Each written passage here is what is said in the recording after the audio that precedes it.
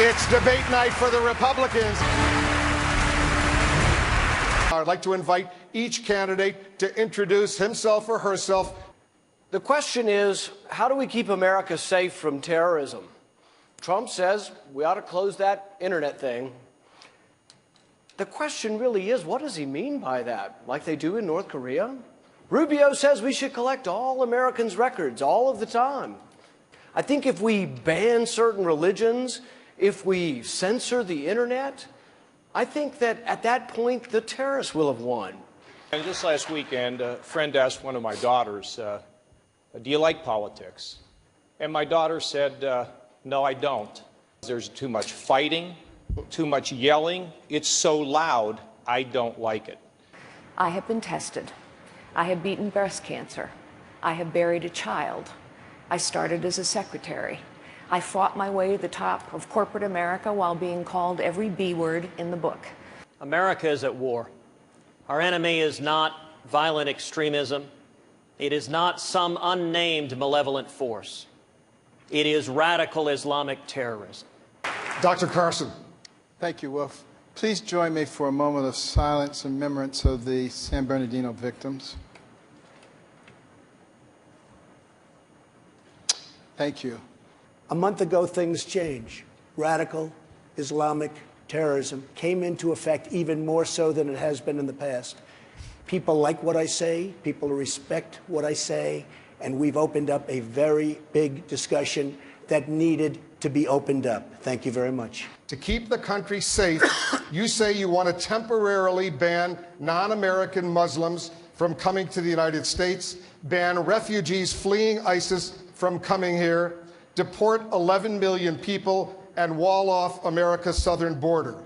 Is the best way to make America great again to isolate it from much of the rest of the world? We're not talking about religion. We're talking about security. I will build a wall. It'll be a great wall. People will not come in unless they come in legally. And if I'm president, and if Obama has brought some to this country, they are leaving. They're going. They're gone. So Donald, is great at the one-liners, but he's a chaos candidate, and he'd be a chaos president. He would not be the commander-in-chief we need to keep our country safe.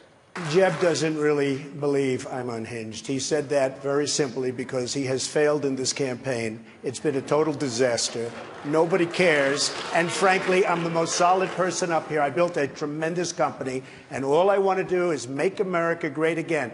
Banning all Muslims will make it harder for us to do exactly what we need to do, which is to destroy ISIS. So you have said banning Muslims is unconstitutional, but according to a recent ABC News Washington Post poll, a majority of Republicans support Mr. Trump's idea. Well, I understand why they feel that way, because this president hasn't kept us safe. The attacker in San Bernardino was an American citizen.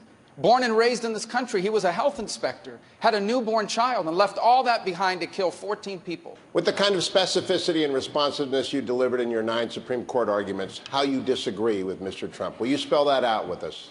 Well, I'm reminded of what FDR's grandfather said. He said, all horse thieves are Democrats, but not all Democrats are horse thieves. There are millions of peaceful Muslims across the world, and we should direct at the problem, focus on the problem, and defeat radical Islamic terrorism. It's not a war on a faith, it's a war on a political and theocratic ideology. Senator Cruz, you voted for a bill that President Obama signed into law just this past June that made it harder for the government to access Americans' phone records. Was your vote a mistake? Well, Dana, the premise of your question is not accurate. I'm very proud to have joined with conservatives in both the Senate and the House to reform how we target bad guys. And what the USA Freedom Act did is it did two things. Number one, it ended the federal government's bulk collection of phone metadata. The prior program only covered a relatively narrow slice of phone calls. The USA Freedom Act expands that, so now we have cell phones, now we have internet phones, now we have the phones the terrorists are likely to use. We are now at a time when we need more tools, not less tools. And that tool we lost, the metadata program, was a valuable tool that we no longer have at our disposal. Marco knows what he's saying isn't true. What he knows is that the old program covered 20 to 30% of phone numbers to search for terrorists. The new program covers nearly 100%. That gives us greater ability to stop acts of terrorism. This bill did, however, take away a valuable tool that allowed the National Security Agency and other intelligence agencies to quickly and rapidly access phone records and match them up with other phone records. The next time there is an attack on this country, the first thing people are going to want to know is, why didn't we know about it and why didn't we stop it? And the answer better not be because we didn't have access to records or information that would have allowed us to identify these killers before they attacked us. I think Marco gets it completely wrong here. We are not any safer through the bulk collection of all Americans' records. In fact, I think we're less safe. We get so distracted by all of the information, we're not spending enough time getting specific information on terrorists. And Marco has opposed at every point increased security, border security for those who come to our country. So Marco can't have it both ways. He thinks he wants to be this, oh, I'm great and strong on national defense, but he's the weakest of all the candidates on immigration. Marco has more of an allegiance to Chuck Schumer and to the liberals than he does to conservative policy. I want to thank Rand for another 30 seconds because, number one, what he's pointing to is a bill last week, an amendment he voted for that only 10 people voted for. You know why? Because it's not focused on terrorists. It would have banned anyone from coming here. Someone from Taiwan would not have been able to come here. And the terrorist that attacked us in San Bernardino was an American citizen, born and raised in this country. And I bet you we wish we would have had access to 5 years of his records so we could see who he was working with. Governor Christie, you have heard. I want to talk to the audience at home for a second. If your eyes are glazed over like mine, this is what it's like to be on the floor of the United States Senate. I mean, endless debates about how many angels on the head of a pin from people who've never had to make a consequential decision in an executive position. And for the 7 years afterwards, New Jersey was threatened like no other region in this country. And what we did was we took actions within the Constitution to make sure that law enforcement had all the information they needed. We prosecuted 2 of the biggest terrorism cases in the world and stopped Fort Dix from being attacked by 6 American radicalized Muslims from a mosque in New Jersey. This is the difference between actually having been a federal prosecutor, actually doing something, and just spending your life as one of 100 debating it. You're in favor of monitoring mosques and schools where there is anti-American sentiment. Well, first of all, let me just complain a little bit. This is the first time I've spoken, and several people have had multiple questions, so please try to pay attention to that. We need to make sure that any place, I don't care whether it's a mosque, a school, a supermarket, if there are a lot of people getting there engaging in radicalizing activities, then we need to be suspicious of it. Dr. Carson, who was right in that little debate we just heard between Senator Rubio and Senator Paul? I think you have to ask them about that. I don't want to get in between them. Let them fight. Well, companies there, they say they won't help the FBI now crack encrypted communications from ISIS. Should they be forced to? And then we now learn that DHS says, no, we can't check their social media. For heaven's sakes, every parent in America is checking social media, and every employer is as well, but our government can't do it. But my question was, should these Silicon Valley companies be forced to cooperate with the FBI? They do not need to be forced. They need to be asked. I was asked as a CEO. I complied happily, and they will as well, but they have not been asked. That's why it cost billions of dollars to build an Obama website that failed. You recently suggested closing that internet up, those were your words, as a way to stop ISIS from recruiting online. Well, look, this is so easy to answer. ISIS is recruiting through the internet. What I wanted to do is I wanted to get our brilliant people from Silicon Valley and other places and figure out a way that ISIS cannot do what they're doing. I don't want them using our internet. And then on second, we should be able to penetrate the internet and find out exactly where ISIS is and everything about ISIS. And we can do that if we use our good people. So are you open to closing parts of the internet? I would certainly be open to closing areas where we are at war with somebody. I sure as hell don't want to let people that want to kill us and kill our nation use our internet. Yes, sir, I am. Senator Cruz, you have said you would, quote, carpet bomb ISIS into oblivion. Does that mean leveling the ISIS capital of Raqqa in Syria, where there are hundreds of thousands of civilians? You would carpet bomb where ISIS is, not a city, but the location of the troops. You use air power directed, and you have embedded special forces to direct the air power. Senator Rubio, you've been critical of Senator Cruz's strategy. You say his voting record doesn't match his rhetoric. Why? We have to understand who ISIS is. ISIS is a radical Sunni group. They cannot just be defeated through airstrikes, but they must be defeated on the ground by a ground force. And that ground force must be primarily made up of Sunni Arabs themselves. Sunni Arabs that reject them ideologically and confront them militarily. We will have to embed additional American special operators alongside them. He has also supported, by the way, a budget that is called the containment budget. And it is a budget that would radically reduce the amount of money we spend on our military. You can't carpet bomb ISIS if you don't have planes and bombs to attack them with. Yes, it is true that I voted against the National Defense Authorization Act because when I campaigned in Texas, I told voters in Texas that I would oppose the federal government having the authority to detain U.S. citizens permanently with no due process. If you're an American citizen and you decide to join up with ISIS, we're not going to read you your Miranda rights. You're going to be treated as an enemy combatant, a member of an army attacking this country. I'm Josh Jacob from Georgia Tech. Recently, Donald Trump mentioned that we must kill the families of ISIS members. How would intentionally killing innocent civilians set us apart from ISIS? We have people that know what's going on. You take a look at just the attack in California the other day. There were numerous people, including the mother, that knew what was going on. They saw pipe bombs sitting all over the floor. They saw ammunition all over the place. They knew exactly what was going on. I would be very, very firm with families. And frankly, that will make people think, because they may not care much about their lives, but they do care, believe it or not, about their families' lives. The idea that that is a solution to this is just crazy. It makes no sense to suggest this. Look, 2 months ago, Donald Trump said, and he gets his foreign policy experience from the shows. The problem is, we need toughness. Honestly, I think Jeb is a very nice person.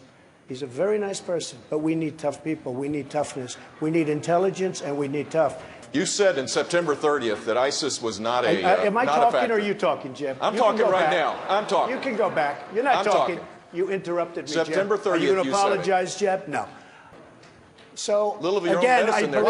I know you're trying to build Bush, up your energy, please, Jeb, but it's not working one at a time. well. Yeah. Look. We need a toughness. We need strength. Donald, you're not going to be able to insult your way to the presidency. That's not going to happen. And I do have the strength. Could you do that? Could you order airstrikes that would kill innocent children by not the scores, but the hundreds and the thousands? Could you wage war as a commander-in-chief? You should see the eyes of some of those children when I say to them, we're going to have to open your head up and take out this tumor. They're not happy about it, believe me. And they don't like me very much at that point. And by the same token, you have to be able to look at the big picture. It's actually merciful if you go ahead and finish the job. So you are okay with the deaths of thousands of innocent children and civilians? It's like... You got it. You got it. That is what war can... You said ISIS grew stronger because of the hawks in your party. Do you really think that Republicans have fueled the rise of ISIS? If you are going to kill the families of terrorists, realize that there's something called the Geneva Convention we're going to have to pull out of. So when you ask yourself, whoever you are that think you're going to support Donald Trump, think, do you believe in the Constitution? Are you going to change the Constitution? So they can kill us, but we can't kill them. That's what you're saying. And as far as the internet is concerned, I'm talking about parts of Syria, parts of Iraq, where ISIS is. What I like even better than that is getting our smartest and getting our best to infiltrate their internet. I like that better. But we have to... Who would be... I just can't imagine somebody booing. These are people that want to kill us, folks. And you're objecting to us infiltrating their conversations? I don't think so. I don't think so. Dr. Carson, what's your strategy? You know, this whole concept of boots on the ground, You know, we've got a phobia about boots on the ground. If our military experts say we need boots on the ground, we should put boots on the ground and recognize there will be boots on the ground, and they'll be over here, and they'll be their boots if we don't get them out of there now. Mr. Trump, are Americans safer with dictators running the world in the Middle East? In my opinion, we've spent $4 trillion trying to topple various people that, frankly, if they were there and if we could have spent that $4 trillion in the United States to fix our roads, our bridges, and all of the other problems, our airports, and all of the other problems we have, we would have been a lot better off. I can tell you that right now. Dr. Carson, is the Middle East, Dr. Carson, is the Middle East better off with dictators? There comes a time, you know, when you're on an airplane, they always say, in case of an emergency, oxygen mask will drop down, put yours on first, and then administer help to your neighbor. We need oxygen right now, and we need to start thinking about the needs of the American people before we go and try to solve everybody else's problems. Was getting rid of Saddam Hussein a pretty good deal? There's often variations of evil on both sides of the war. What we have to decide is whether or not regime change is a good idea. Out of regime change, you get chaos. From the chaos, you've seen repeatedly the rise of radical Islam because they allow terrorism to arise out of that chaos. Thank you, Senator.